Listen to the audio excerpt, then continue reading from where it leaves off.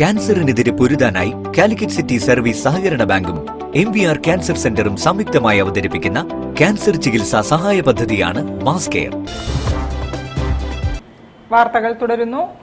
വിദ്യാർത്ഥികളിലും യുവാക്കളിലും ലഹരിയുടെ ഉപയോഗവും വിതരണവും വർദ്ധിക്കുകയും സൈബർ ക്രൈമുകൾ കൂടി വരികയും ചെയ്യുന്ന സാഹചര്യത്തിൽ ജനകീയ പ്രക്ഷോഭത്തിനൊരുങ്ങി SSF. അധികാരികളെ നിങ്ങളാണ് പ്രതി എന്ന പ്രമേയത്തിൽ പ്രക്ഷോഭങ്ങളും ബോധവൽക്കരണ പരിപാടികളും സംഘടിപ്പിക്കുമെന്ന് ഭാരവാഹികൾ അറിയിച്ചു. ഇതിലൊരു പ്രശ്നം എന്ന് പറയുന്നത് ഓരോ അസുഖത്തിനും ഒരു എറ്റിയോളജി, ഒരു കാരണം ഉണ്ടാവും. ഇത്തരം സബ്സ്റ്റൻസ് യൂസ് ഡിസോർഡറുകളുടെ എറ്റിയോളജി എന്ന് പറയുന്നത് സോഷ്യലാണ് എന്നുള്ളതാണ്.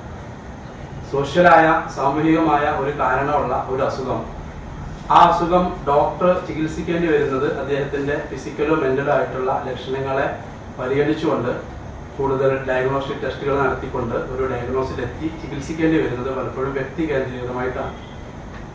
അപ്പോൾ ഇതാണ് അതിലൊരു പ്രശ്നം എന്ന് പറയുന്നത്. ഒരു സാമൂഹിക പ്രശ്നമാണ് ഇത് എന്നുള്ളതാണ് ഞാൻ ഉദ്ദേശിച്ചത്.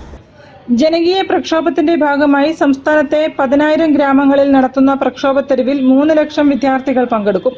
തദ്ദേശ സ്വയംഭരണ കേന്ദ്രങ്ങളിലെ അധികൃതർക്ക് സംഘടനയുടെ നേതൃത്വത്തിൽ പൗരാവകാശ രേഖ സമർപ്പിക്കും.